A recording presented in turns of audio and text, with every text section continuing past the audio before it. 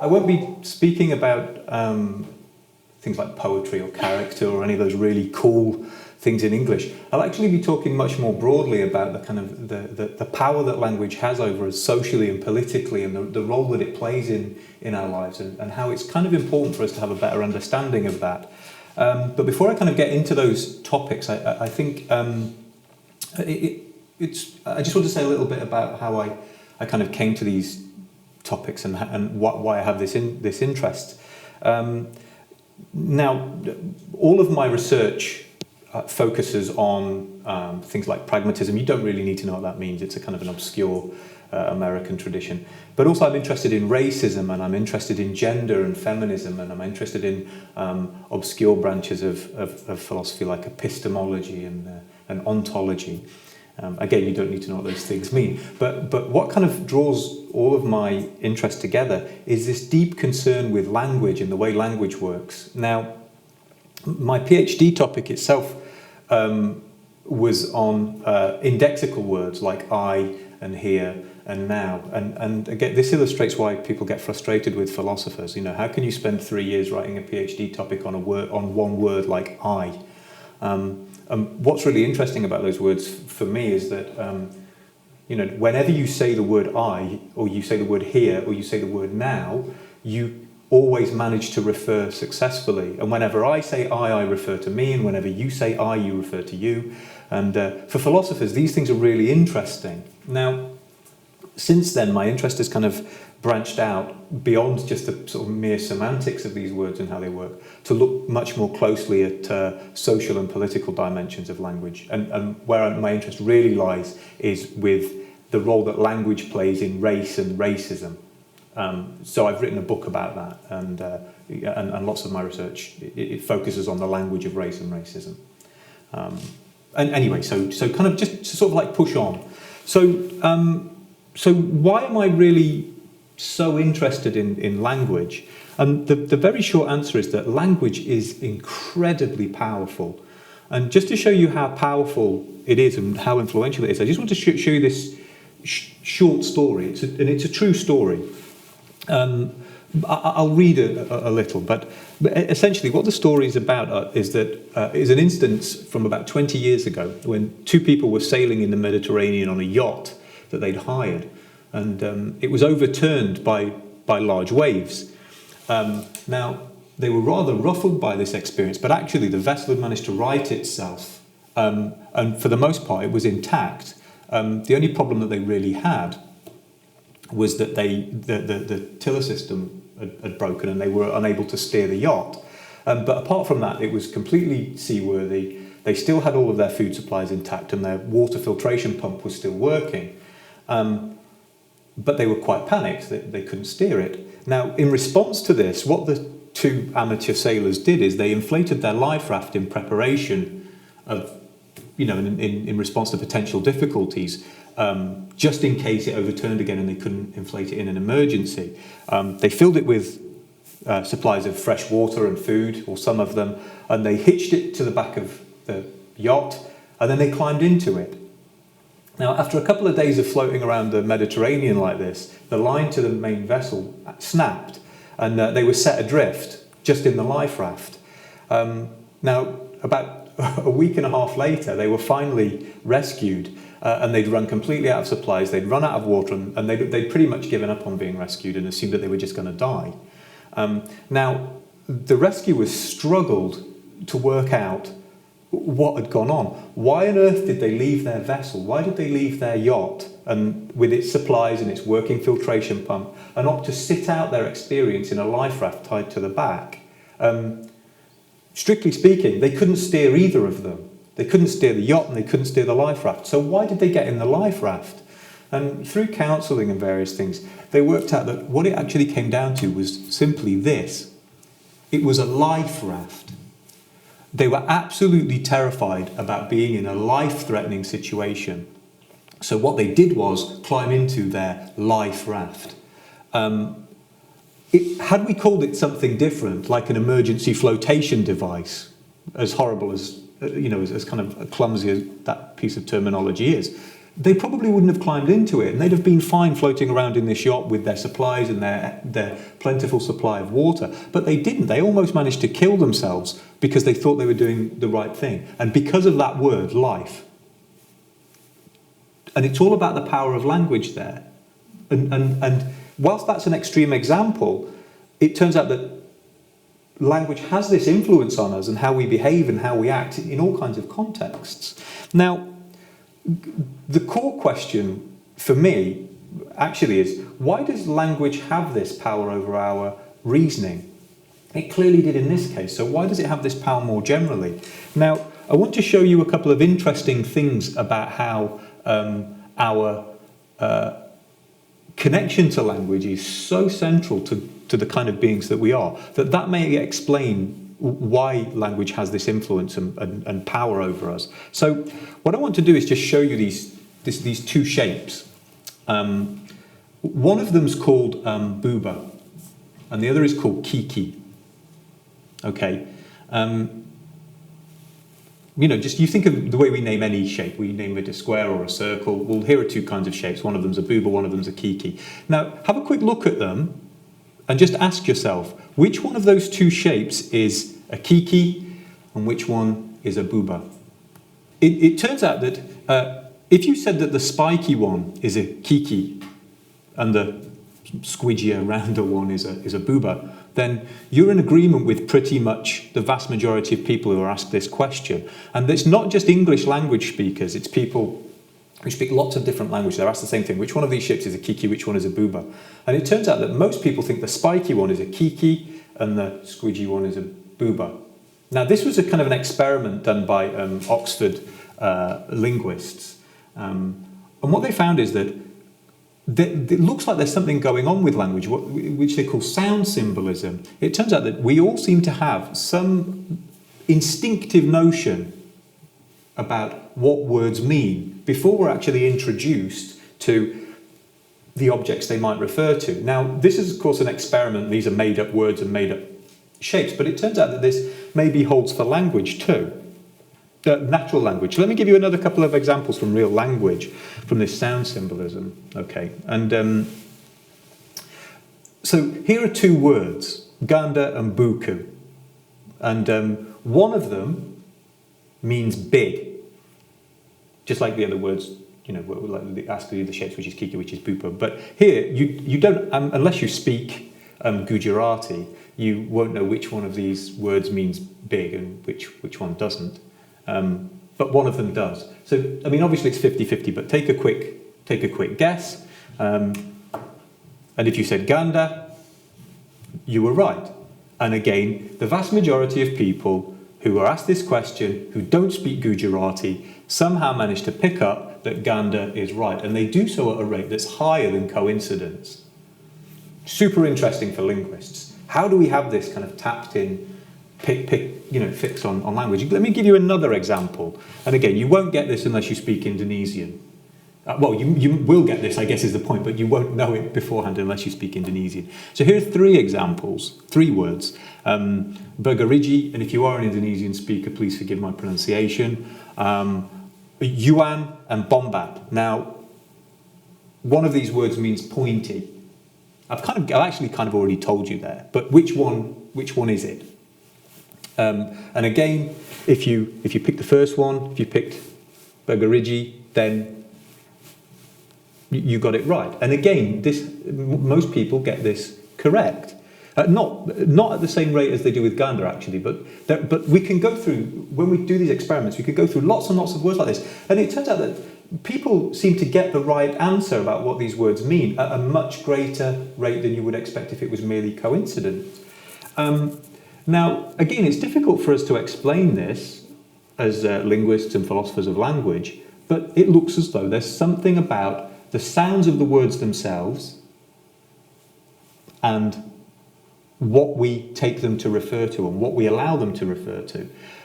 So, for instance, going back to the original example of Kiki and Booba with spiky shapes and rounded shapes, if you think about it, Kiki kind of sounds pointy, it kind of sounds sharp, and Booba, okay, it's much nicer, it's much more rounded, it has a much softer sound. and so does the shape. And the thought is that this symbolism and this connection between the sounds that make up the words and the things that they refer to is somehow important for the way words mean things. And that's a natural connection between the way we understand language and what the language actually refers to. Now, you might think, okay, Albert, that's kind of interesting, but I thought we were talking about why this language is of importance for political and social reasons. But let me show you why this matters, or a couple of reasons for why this matters. So the idea is this: there's a natural connection to language and meaning, and it's interesting for all kinds of reasons, but it's particularly interesting because it seems as though it can influence our thoughts and our actions and our reasoning depending on the words we use. Now, an experiment conducted at Cambridge University by Mark Spence and various other folks were looking at the connection between shapes and words and what we sort of call cross-modality. So things like our taste, how we hear things, how we see things, and what all of that stuff means. And what they did was they gave people different things to eat and different things to drink, and then they asked them, okay, what do you think of the flavour and the taste and the feel and the smell and things like that, and can you associate it with one of these kind of words? And what they found was that people would take things like sparkling water or cranberry juice. You think about the kind of like the tart acidity of cranberry juice and Maltesers. I don't know if you know what Maltesers are in Australia. You do? Okay, that's all right. Well, they're wonderful anyway. They're like a nice honeycomb covered in chocolate. And what people tended to do is they associated these things with sharp, angular things and high-pitched words. So like kiki and takiti. So you think about the kind of the astringency of cranberry, or the taste of cranberry. It's very sharp. So people kind of like associate that with, sharp sounding words like kiki, like takiti. Other kind of like deeper, more rounder tastes and sounds and smells, like brie, like caramel nibbles, all of these kind of things. They were actually, people associated them much more closely with lower sounding words, much more rounded words like booba and maluma. Now, we already have a great body of literature about this sound symbolism, but what was interesting is that it turns out that this may be super useful to advertisers to market things. So when you're looking at 2 packets of lollies on the shelf, you can be pretty much guaranteed that the one with the, Kika is probably going to be kind of like, very citrusy and kind of hard, and whereas, if you buy yourself a packet of Maluma, it's going to be kind of like nice and melty in the mouth and lovely rich chocolate. Okay, and we're already tapped into the product by the name that it's given. So I mean, when you're next in the shops, have a look at the things that chocolate bars and drinks are called. And sometimes the names don't really mean very much, but you kind of tapped into what that thing's going to taste like or what it's going to smell like just in virtue of the word, and it's because of this natural connection. Now, a further consequence of this kind of connection that's super interesting is that it turns out we may be able to use it to make things like medicine more palatable to people. Depending on what we call the medicines that we're given, our experiences of the taste can change. And that can be really, really important in life-saving medicines that have to be taken regularly for things like cancer treatments and so on. So there are all kinds of opportunities to manipulate this kind of connection between language. Okay, now, like I said, my own interest isn't just in this natural connection here. It's about further political and social ramifications. So what I want to show you is, rather than kind of just what happens when we make up new words, I also want to show you something else about the way we currently use words and how important those things are. So what I want to show you is a really simple example. I want you to just understand these 2 words, woman and girl. I'm saying woman versus girl as though it's a fight. That's not really what I mean. It's just think about these 2 kinds of meaning. Now, what I'm getting at here is we can use 2 different kinds of words to refer to the same thing. We can actually use many kinds of words to refer to the same thing. So to take, for example, this here. I can call this a chair, or I can call this a seat. But it's the same thing, whichever I call it. But actually, which word I choose to call it can have quite a profound impact on how we see it and how we understand it. So the fact that it refers to the thing means these words have the same core meaning. But the broader social upshot of the words we use, chair or seat or table or desk, that's kind of an extended meaning. So here's the thing, we can use the word woman and we can use the word girl in certain contexts to refer to humans who are gendered female. Now, the thing is, that means they have the same core meaning, but the extended meanings of those two words are very, very different. So, for instance, woman, when we analyse how this word is seen, is much more grounded and it's much more serious, and it's seen as a much stronger word than girl. Whereas girl is seen as much more playful, much more light-hearted. It's much more aspirational than woman. And you can do the same thing with men and boys, by the way. I can refer to the people I play soccer with as boys, or I can refer to them as men, and I'd be referring to the same people, but the upshot's different. Now, why does this matter? I'm going to show you a couple of things. I'm not showing you the original newspaper articles because of copyright, but what I'm going to show you just the headlines from a couple of... you'll have seen these listicles everywhere. If you click on anything on the internet, it's a list of 25 reasons why something and something, and number 5 will, oh my heart will, this kind of weirdness. But this is these kind of headlines, okay? So I'm not showing you the original things, I'm just showing you the headlines and some related pictures. So, for example, here's one headline for woman. 8 common mistakes women make in marriage, right? Why would you use women here? Well, because it's about marriage. This is serious stuff. Okay? You couldn't have, if you have 8 common mistakes girls make in marriage, it sounds kind of weird, but also it sort of detracts from the apparent gravity of, making mistakes in marriage. You can't be playful and aspirational. Okay? But here's another example with girl. 7 reasons why girls love chocolate. If you read it, you'll find out it's the same 7 reasons why I love chocolate. And there are far more than 7 reasons to love chocolate. But the main point here is that this is meant to be kind of light-hearted. So you use girls because it's much more playful, but actually you're referring to the same thing.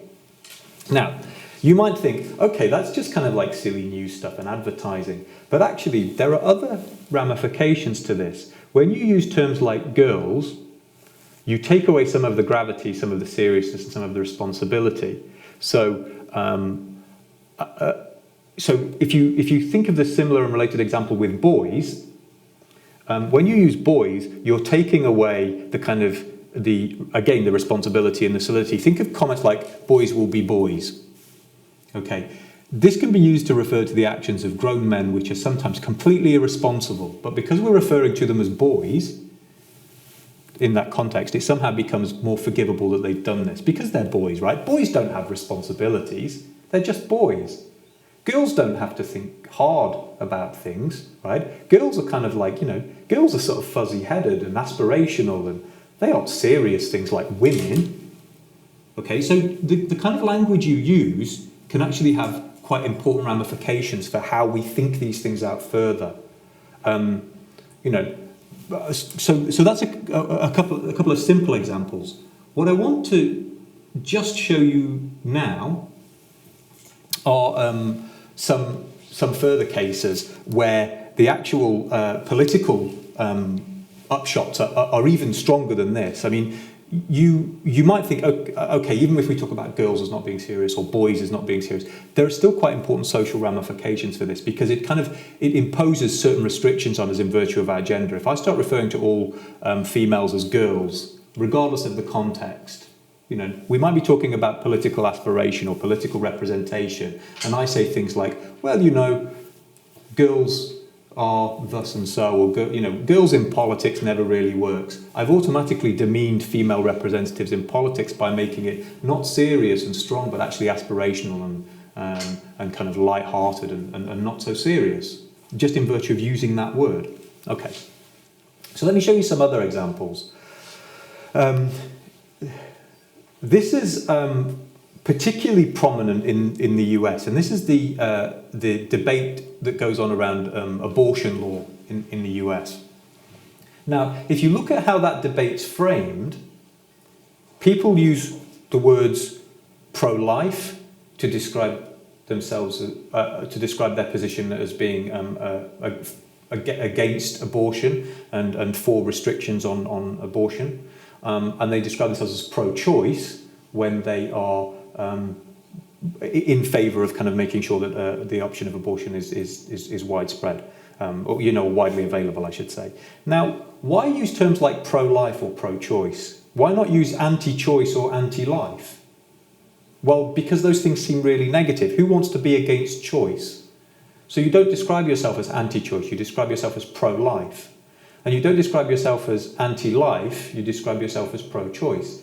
So what's going on with these kind of names is that each side of this debate are trying desperately to frame the argument in their terms. Because if you can define the argument in terms of whether or not one is for preserving life or against preserving life, then it becomes a debate which you're much more likely to win out in. Right? No one wants to describe themselves as being against life. I'm not for killing. Okay? And similarly with choice. If pro-choice get to use their terminology to define the debate, it's much harder for those who are pro-abortion restrictions on abortions to win out in that kind of argument, because it seems as though they have to construct their position as being against choice and against women having the right to control their own bodies. So how you frame your own position, just the very words you choose, is actually a key part of how arguments go and the kind of position you find yourself arguing from. Now, just to give a further illustration of this is the gun control debates in the US. So in the United States, the gun control debate, as it's often called, is already defined in terms of this terminology. It is about gun control. And what that allows kind of like proponents of the right to bear arms to do is to say, this is not about guns, this is about control. Government shouldn't be allowed to control our lives. Now, when you're on the opposite side of that debate, you become the person who wants to control everyone's lives and choices, rather than allow people to have freedom. If, however, you get to reframe the debate and use a different kind of language and talk about gun violence protection or gun violence prevention, then you're doing something different and the debate changes. Now, I've put a link up there which, I don't know if you'll have access to this slides later, but if you want to go and have a read of that article, it's worth reading, because what it shows you is that when you ask Americans, are you for or against gun control? They tend to be fairly evenly split. When you start asking them about gun violence prevention, they tend to, the numbers change. So you're asking them the same question: would you pass this law in order to help gun control? 40% will say yes. When you say, would you pass this law to help gun violence prevention, and it's the very same law, you find that the numbers saying yes, they would, go up to quite substantially. And again, it's just in terms of framing the debate and the language you use. And it's because of that connection we have to these words. Okay. So those are simple examples of how the words we use matter. What I want to just finish with are just a couple of cases that I find especially interesting. And they're to do with how race affects our thoughts about how language affects our thoughts about things like immigration and race and so on. So to give you a really simple overview here, take words like immigrant and refugee and Muslim and Middle Eastern and terrorist. These words all mean very different things. But in the standard debates, public debates about this, these words often get conflated. So immigrant and refugee get run together. So the idea is that they refer to the same thing. In actual fact, they don't. So these words have very different extended meanings, but they also have very different core meanings. But they get run together. So we end up treating them together. And the same with Muslim. And not all Muslims are Middle Eastern. Not all terrorists are Muslim, not all Muslims are terrorists. They're all very different things. But because of the way these things are conflated, it's very easy to think that all Muslims are immigrants or are refugees or from the Middle East or from, or are terrorists or Islamicists.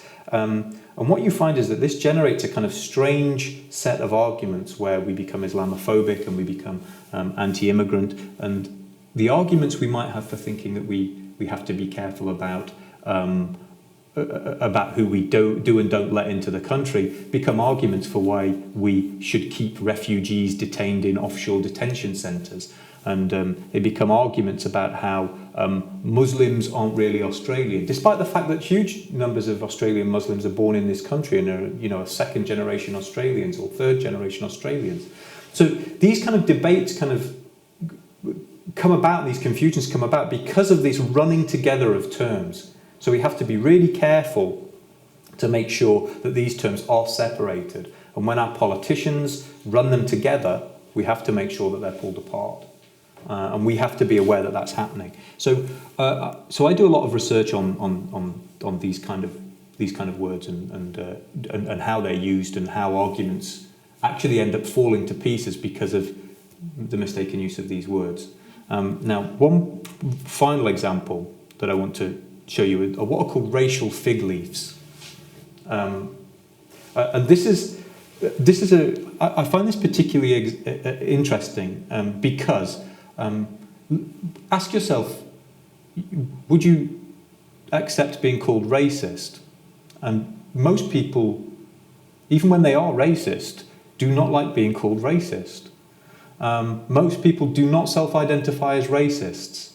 Some of the most appalling Nazis do not identify as being racist. They wouldn't say, yes, I'm a racist. Some would, but most wouldn't.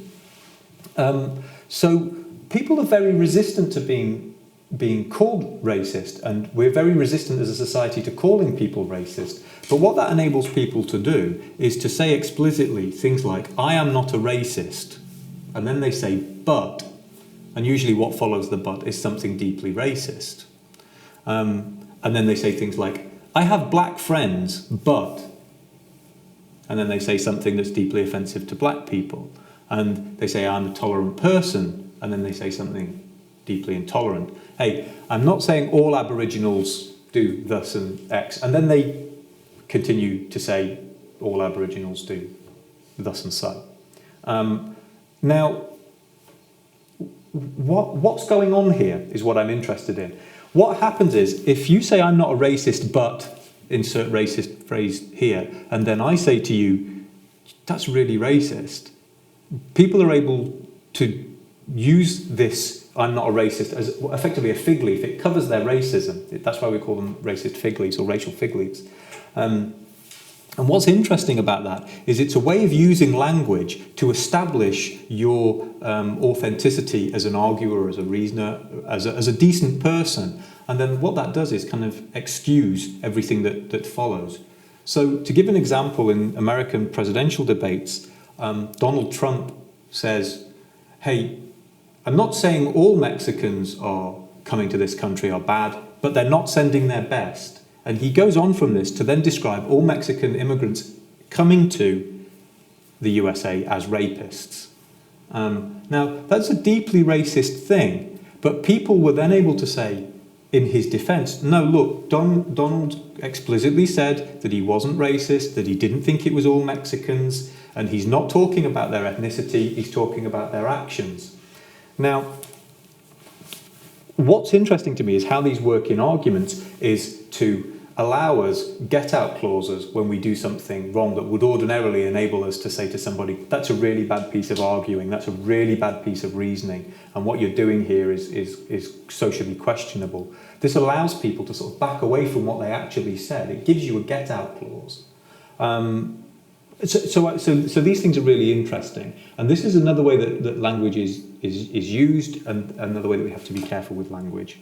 So to give you a couple of sort of like quick conclusions, not that there's really too much to conclude here, but and then if people have questions, they can ask questions. So look, so the broad conclusion that I want to draw from this is that we have to reason our way around the world.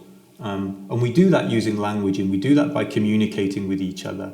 But if we're going to do this properly, if we're going to be guided by the facts and by proper reasons, then we need to do that by coming to a better understanding of how words and language affect us.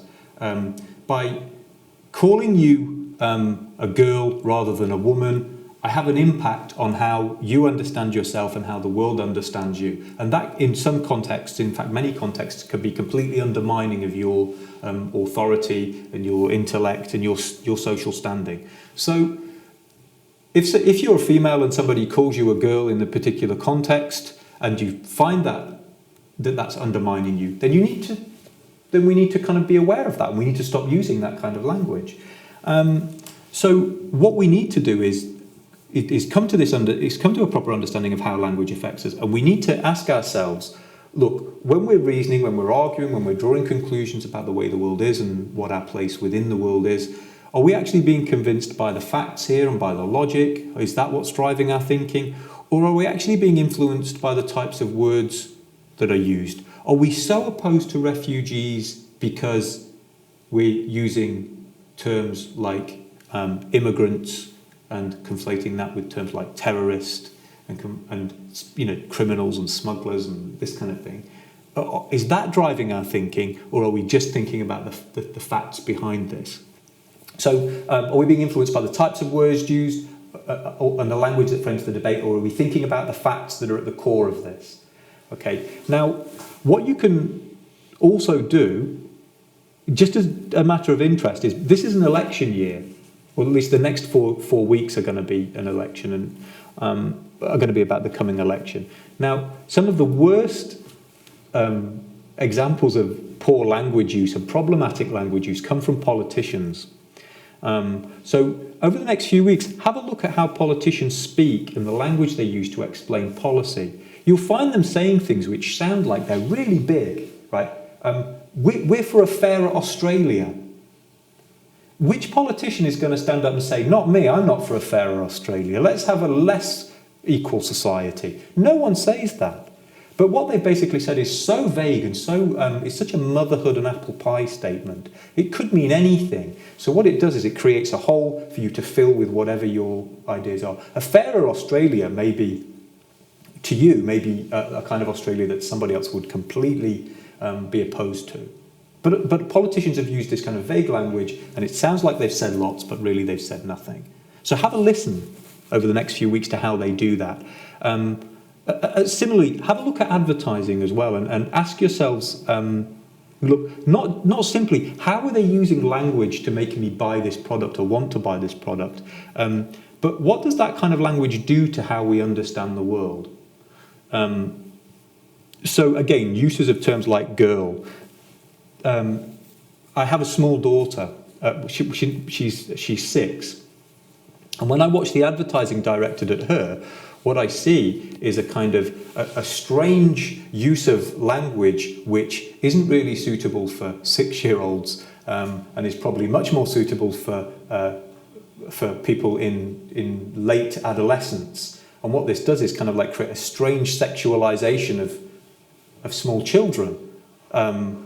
So just the language that's being used there, where my 6-year-old daughter has to think about toys and things in terms of how they can make her into an object for other people to approve of or disapprove of, actually changes the way we look at the world. We start to look at 6-year-old girls as objects, which is problematic to me. And there are lots of instances like that. So it's not just about the words that are used, but how that changes the way we understand the world. Now, something else you can also do is have a look at your own language and look at why you choose the words that you do. Sometimes you don't consciously choose them at all, but sometimes you'll find yourself referring to groups of people, regardless of their gender, as guys. Hey, guys. Guys is effectively a masculine term. But why do we use it in this kind of apparently gender-neutral way? And is it really gender-neutral? And these are, I'm not saying it, I'm not answering that one way or the other, I know what I think, but they're things that you can reflect on for yourself and ask, like, why do I come up with these words, and what does that do to the world around me? Why do I choose those words? Could I choose different ones? Do I, So those are the kind of things, they're not really conclusions, but they're just things to think about, I think, about the nature of language, and what it's doing, we do with it, and what it does to the world around us, the world that we live in.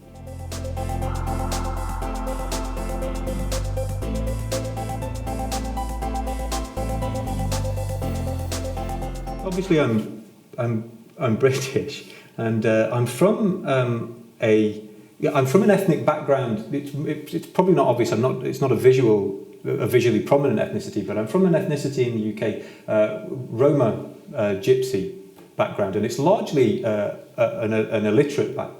There's no tradition of literacy at all. So it's a very oral tradition, very verbal tradition, and so there's a love of language, and there's a love of people who can speak and who do tell great tales, and we have a kind of a distinct language of our own.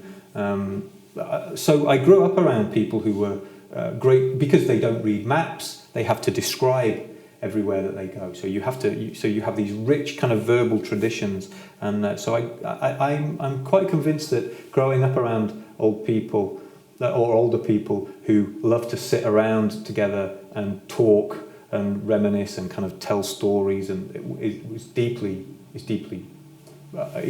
connected to that love of language, and interest in why language works the way it does. Particularly because when I took my Roma language with me into school, I was very quickly told by teachers that wasn't a legitimate language. That's not how language is. That's not proper English. That's not how we speak. And I always kind of felt confused and a bit irritated by that. So it's that kind of background I think is important.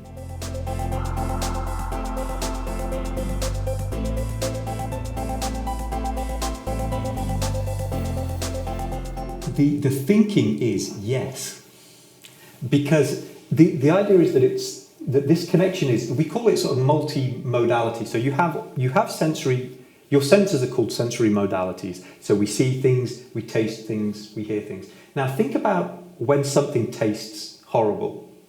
You pinch your nose, right? Or you close your eyes and pinch your nose and you just try and swallow the damn thing, right? What you're trying to do is close off your other sensory modalities to the taste. So you stop the smell, you stop the sight, and you just get on with it, okay? That's because the way we experience the world isn't through our senses being discrete and separate from each other. They're all kind of connected. So the sound of something, the name we give it, that we attach to it, may actually, the thinking is, feed into this cross-modal experience we have of food and tastes, and that it may actually influence, if I call that smooth thing Kiki, there's going to be something jarring about that, doesn't feel right. If we do call it Maluma, then that just adds to the kind of smooth, mellifluous, melting taste of it, right? That's the thinking. There needs to be more research on it, but the thought is that it does tap into that cross-modality, yeah.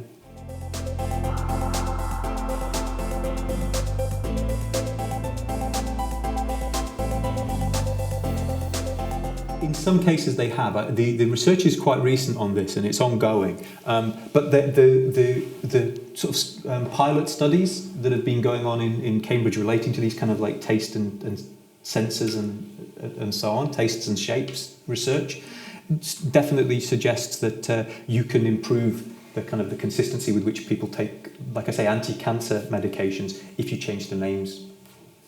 So I think it's, you think about the names we give to medicine, it's often quite daunting. They're called something that we can often barely pronounce. I'm not saying they call all medicine, Maluma or Kiki or Booba or whatever, but the thought is you can change uptake, and the pilot studies suggest, and I think it's quite likely to lead to a more widespread consideration of what we do and don't call these things. Yeah. Thank you.